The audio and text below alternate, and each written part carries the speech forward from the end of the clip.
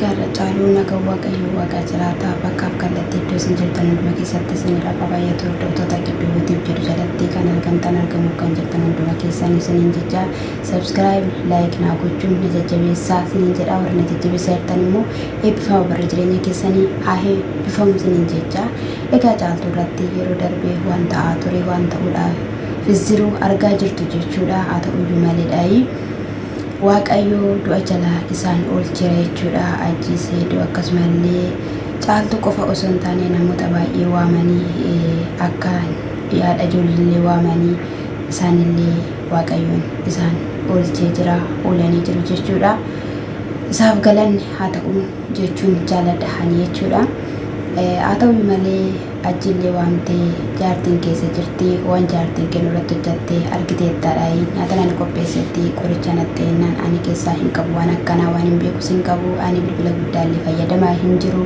waan sin gootan tokko argaa hin jiru haa ta'uyyuu maleedhaayi mucaa kee fudhadhu sin jedhee sitti hiyyinaan lakki jettee amma immoo mucaan ishee argaa jirti nadhamaasti mucaan harkaa akka baastee ni beektaa ishiinis immoo biyya kana keessaa baafachuudhaaf baddee jirti jedhee dubbate jechuudha sanas haa ta'u kana hin baddu eessayyuu hin nattu jettee dubbachaa turte haa ta'uyyuu malee immoo viidiyoo abdii faana kan hojjetanii wanti nurratti ta'ee hangana kan hin jedhamnedha baay'ee harreerra baay'ee nutti dhagahameera jedhee jechuudha abdiinis wanti kun ta'uu waan hin qabnedha nama irra dallansuu qabdu miidhuun ishii ta'eetuma otoo jiru nama ishiin miine nama qulqulluu ta'anii wanta kana keessa hin jirre miidhuudhaaf yaalii goote haa ta'uyyuu malee dogoggora guddaa mana hin jedhamnedha kan ishiin goote haa ta'uyyuu malee barbaannee dhabnee jirra mana hiriyaa ishiitiis mana hiriyoota ishii lamaas deemnee jirra garuu argachuu hin dandeenye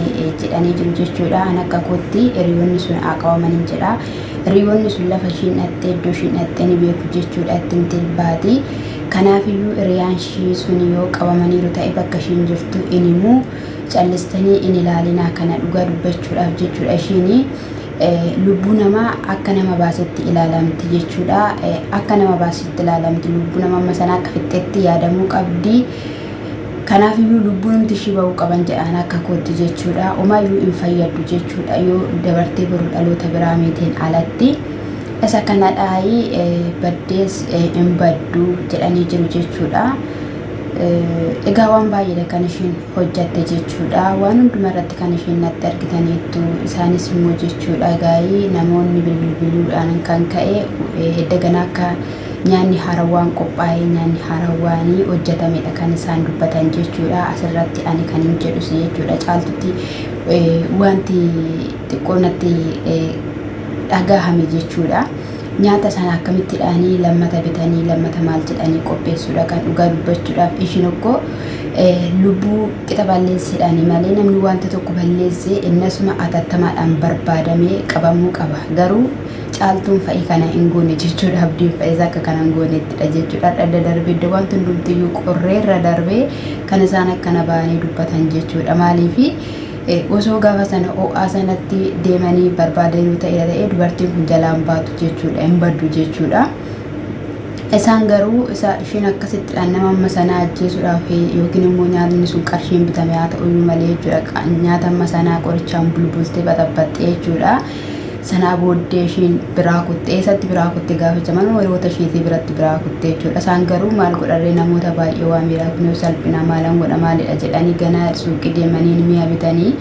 diggisanii nyaatu jechuudha dhugaa dubbachuudhaaf ani garuu kanan godhatu akka kootii jechuudha eenyuma sana jechuudha nama jechuudha baahanii namaan silaa isaan baay'ee daawwatiidha yeroo baay'ee kan arginu ijoollee keenyas jechuudha yookiin immoo namoota biyya sanaa gaafa guyyaa afilli wayii jiru yookiin immoo diggisii wayii jirudha jechuudha ta'uu hin qabu ture jechuudha maaliif edda ishiin kana gootee bahanii jechuudha lafa isheen seentee qabanii seeratti atattamaan osoo dhiyeessanii baay'ee ariifii ture jechuudha. Baay'een gana kan hin jedhamne jechuudha.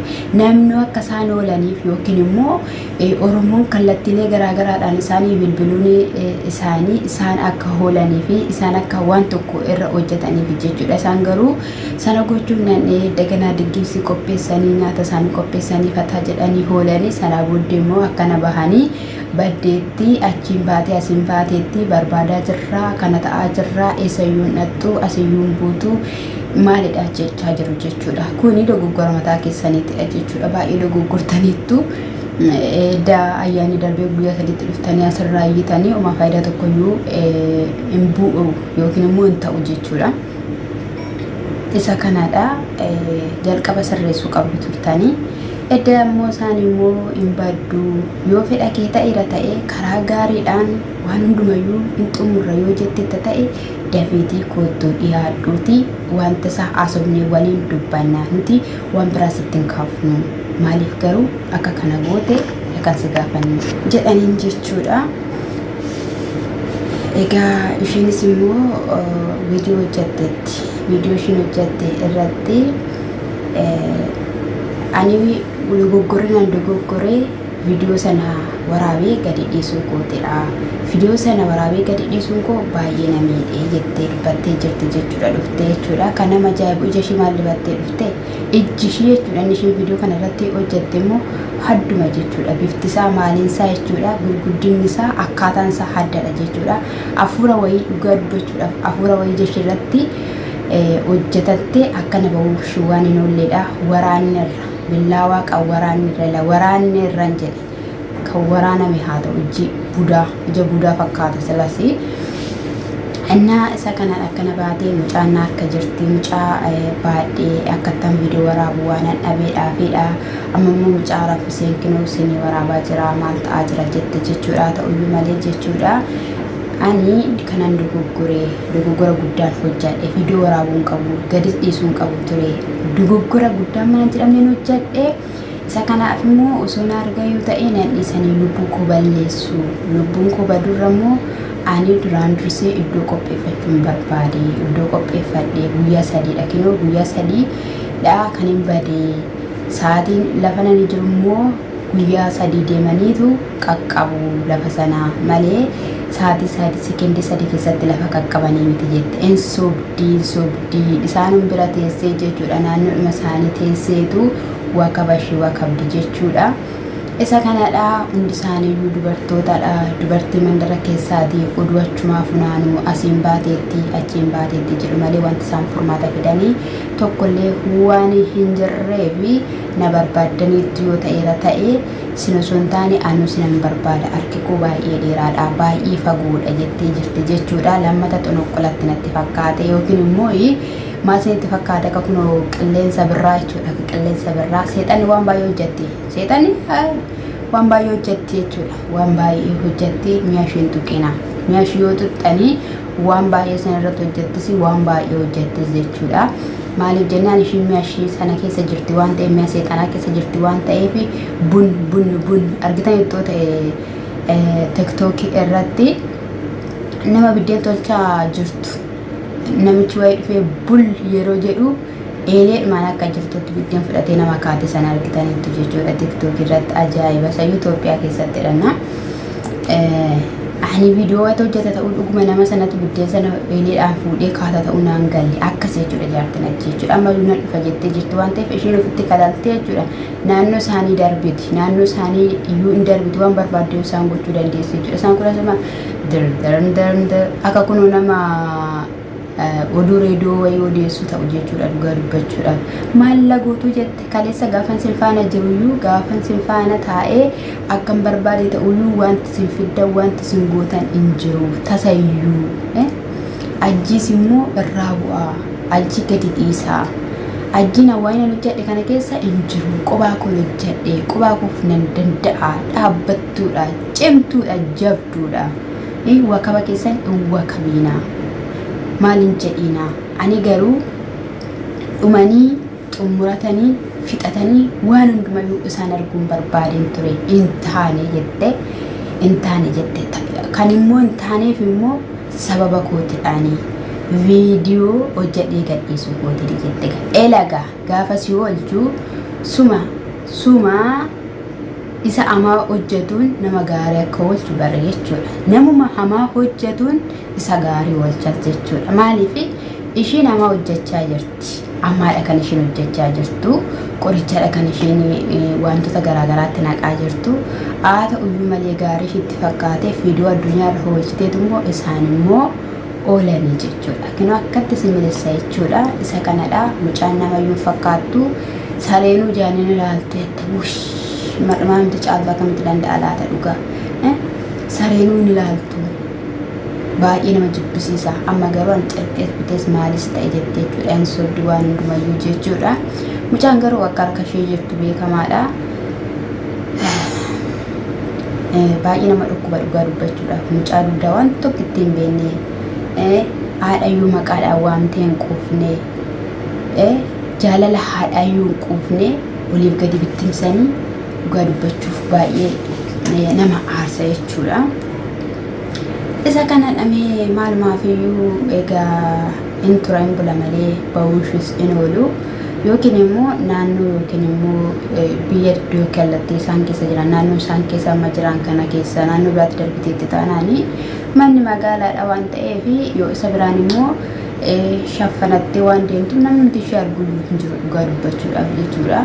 Maaliif ija ishii duwwaa mul'ata ija ishii duwwaatu mul'ata waan ta'eef ati kanadha namni jedhuun jiradhee yaadu bicha karaa obboloota sanaa karaa hiriyoota sanaa argamuu dandeessi. Karaa hiriyoota ammallee kan hin jedhu karaa hiriyootaati kan hin argamtu hiriyoota gowwoomsanii yookiin immoo jaalalaan qabatanii ashii namtu hojjetti namni hamaa namaadhuma boroodoota ishee kanayyuu ibidatti natti achitti ajjeesuu dandeessu ishiin jechuudha. Karaa sanaadhaan siistama fayyadamanii ishii qabuudha siniin jechuun jaaladha sirmayyuu caaltuun immoo dubbiyyuu wallaalteetti dhugaa dubbachuudhaaf dubbiyyuu wallaalte waanuma ta'e isaayyuu wallaalte gaafa namni nama gorsu gaafa namni nama itti lolusi namni yeroo baay'ee kan inni nama luluumee akkati qajeeltuufi dhugaa dubbachuudhaaf jechuudha. Amma asumti abbaan keenya gaafa nu lolanii akka nuti bannuuf sinitti fakkaata akka nuti karaa gaarii qabannu akka nuti ija gaarii buufnuuf malee akka nuti ija aminaa mul'isnuuf miti jechuudha. Kanaafidha kanii hordoftoonni miseejiidhaan akkasumallee warrallee irratti illee dubbatanillee irraa waa baratti ilaala irraa waa hubatti ilaata jedhanii wanni ta'ani caaltuun osoo mana sana keessa osoo sammuu baattee osoo maal jechuu baatteetti ta'ee osoo hundumayyuu odeessuu afaaniin odeessuu baattee harkaan hojjetteetti ta'ee yoona mana caaltuu mucaan ishees jirti ishiinis iddoo gaarii jirti ture jechuudha.